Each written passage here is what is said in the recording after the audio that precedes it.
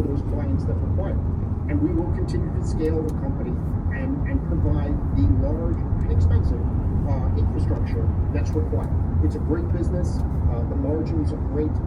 We're able to really kind of move our company forward. We have chosen to use a model that relies upon more debt because we are a smaller company competing against very, very large companies, and we have access pools of capital that up to this point have never really been able to come to bear on the build out of technical infrastructure. They are in fact the backbone of building out every other type of infrastructure on the planet. If you buy and build power plants, these are the people you talk to.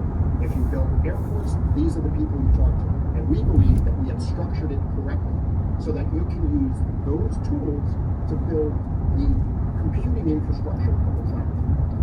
Like, as you said, you work with the largest companies that are doing this, that are relying on your compute capacity. Some of your critics have also said perhaps you're over-indexed to a few large clients. What happens if those large clients say, well, we're going to bring all of our compute in-house, for example? What's the diversification strategy going forward? So in the earnings call, I tried to really speak to this in a couple of different ways, right? First of all, it is the nature of this business that there are going to be large players that require large blocks of compute. There aren't going to be 300 foundation models. OpenAI and a few other important labs are going to build the foundation models that the world uses.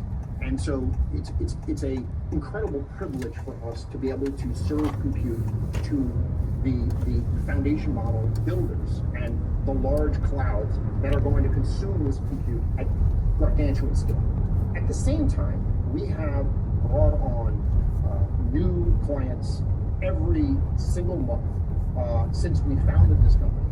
Recently, we acquired a company called Weights and Bias, which extends our software offering, and that brought in an entire new tranche of clients like British Telecom. We have clients within the visual effects space like Moon Valley. We have clients in the healthcare space like Hippocratic AI. Like, there are so many new clients that are joining and diversifying our revenue. There are so many new clients that are becoming dependent upon the infrastructure and the quality of the infrastructure that we provide. You know, we're going to have large clients. We're excited about those large clients. It makes it so that the contracts can be underwritten by the large lending institutions. It's really exciting to see that happen, but it's also exciting to see new clients come on and use our infrastructure as successfully as they have.